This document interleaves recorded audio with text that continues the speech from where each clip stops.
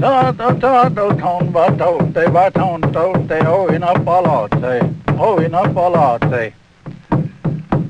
Ta ta ta do ton ba to te ba ton to te o in a palote o in a palote. Tickle tickle tickle. Now this is the Kiowa legend that once Sandy tried to destroy the prairie dog population. And he invited them to come and dance in the circle and close their eyes, and that he would sing for them. And while they were dancing round in a circle, Sandy was hitting each prairie dog on the head with a stick until one little prairie dog opened her eyes and saw what Sandy was doing, and she escaped. And she is the survivor of the prairie dog population today. Our people used to tell stories in the evening around the fire. Yes, nearly every night. Why don't you tell me about some of the pictures my grandfather and his friends drew after they were sent to prison in Fort Marion, Florida? Cheyenne and Kiowa young men who drew these pictures were in Florida and in the East between 1875 and 1881. They were in a strange land, 1,000 miles from their friends and relatives. They were very anxious to come back here to Oklahoma. Some of them live right where we are now, in the Wichita Mountains. Here they could settle down with a wife and a home of their own. How could a fellow looking for a wife get acquainted with girls when a girl's mother kept her with her so much of the time? Did they have dates or something like that? There was one way that was approved by our people.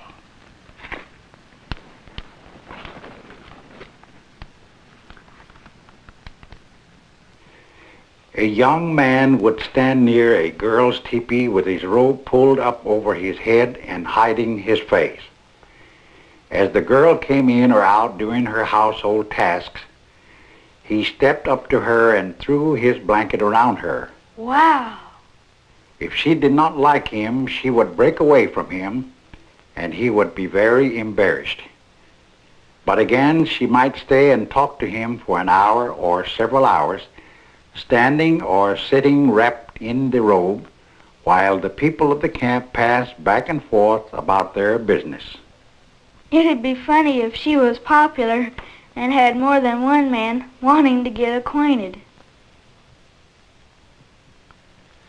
White Horse, the famous Kiowa, drew a picture showing what once happened to him. We can tell he has shown himself here because of the circle he always painted on his face. We can read the whole story if we know how. In the early days, women were not supposed to draw pictures at all, but the old men taught the young men just how they should draw to express what they saw and thought. They were to show their personal combats. They were to use foot tracks to tell what had happened in the past, so a picture could show both past time and the present. Following the foot tracks, we can see how the girl came out of her teepee and stood outside and talked to White Horse. Another man came to see her, but stopped to watch and wait. When he couldn't stand it any longer, he jumped up and ran at White Horse, who ran off a little way and then turned to fight. The jealous man has a club and knocks down White Horse while the girl looks on. And those are painted lines on her face, not tears. She looks as if she were enjoying the fight. Maybe she didn't like White Horse that much. Couldn't a fellow try to talk to a girl when she was doing her work around the camp? Sometimes he followed her when she went after water or wood. This girl doesn't want to talk to the two men under the umbrellas. She sets down her full pail, picks up the dipper, and throws water at the men. Those umbrellas may come in handy. I wonder how Whitehorse came out after his fight for the girl. I don't know if this is the girl he fought over, but here the famous raider shows some girl admiring his take of horses as he returns from a raid.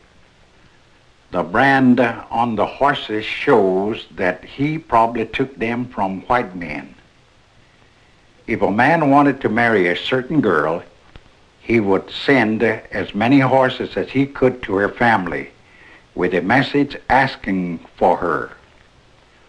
Sometimes a man went on the warpath just to take horses and send them as a present.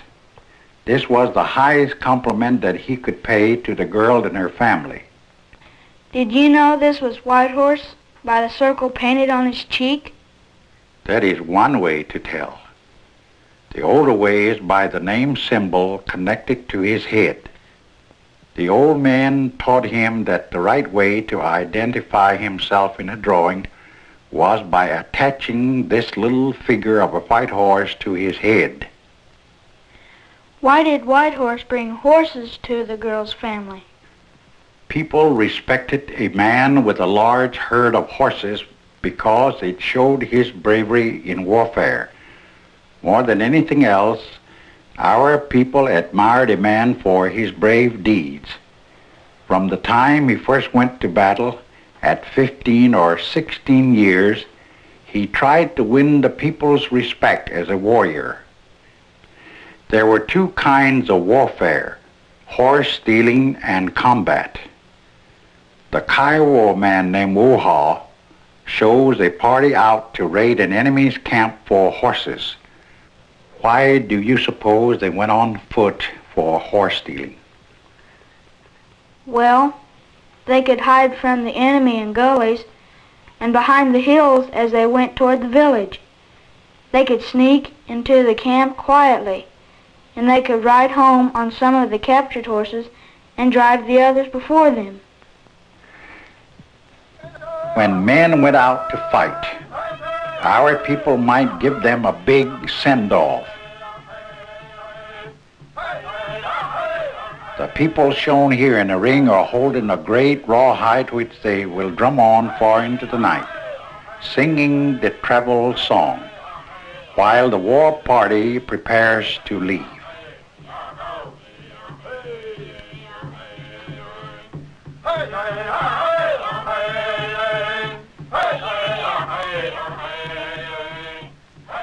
Buffalo meat. A Cheyenne shows his people fighting the Osages. What's the story here?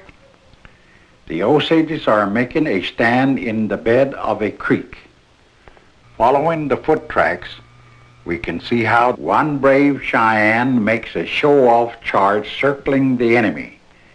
He rides through a barrage of arrows and bullets unharmed as he dashes through the stream twice.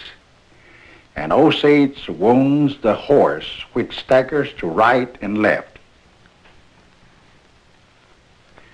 Another Osage creeps forward from his comrades hiding behind the brush.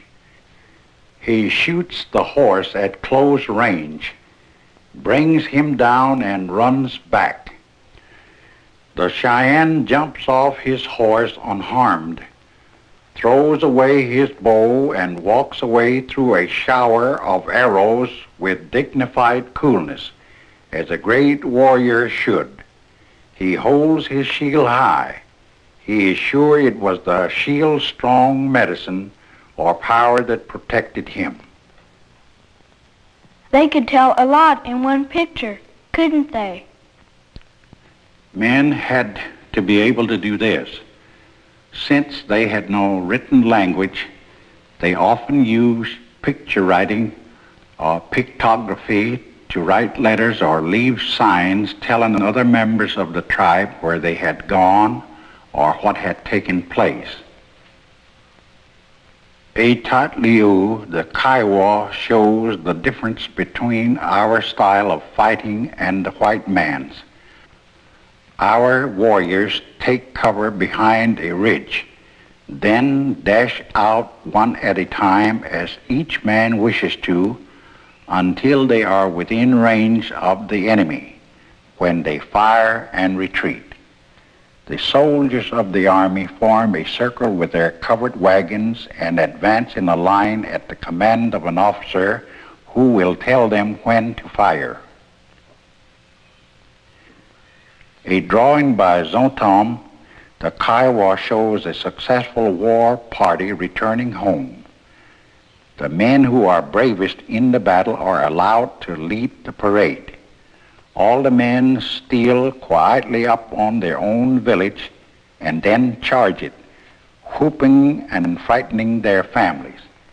In a few minutes, fear turns to joy, and songs of victory by the women. They were happy to have the men they loved win the battle and come back safe. This picture by the Kiowa, Sadalta, shows a woman who looks as if she were going to war herself.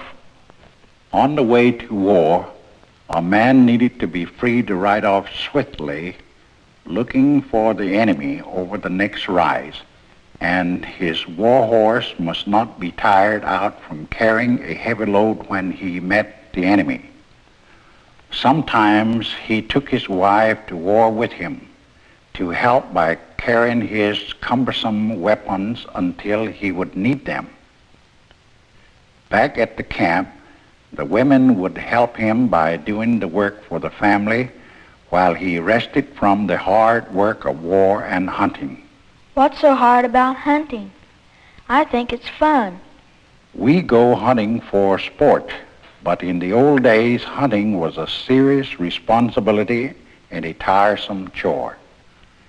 Our people expected a man to furnish his family with all of the meat and other parts of animals that they needed to live well. Just like the way you work to support us. They must have been smart hunters to keep finding food all the time. They studied animals' habits. Zontom shows us how they use camouflage to stalk elk. Making medicine, a Cheyenne knew that the little pronghorn antelope have keen eyesight and great curiosity about things new to them. Let me tell what this one says. He let the antelope see him from a rise, and when they came nearer for a closer look, he shot one. They all ran off, and he moved to another hill where he set up his gun rest. The whistling leader will be easy to shoot. Among our people, a family was highly respected if it had brave men and good, sensible women and some possessions. When the people made treaties with the white man, the government began giving them meat and other things once supplied by the man of the family. The treaties also said that there should be no more warfare. This meant a great change in a man's duties to his family. A woman still cared for her home and children as before, but a man could no longer take horses in war to court a wife. He could no longer win the admiration of the people in fighting, and he no longer furnished his family with food and other necessities of life so that they might be well off. The man had lost the right to do things to make his family respected in the old way of our people.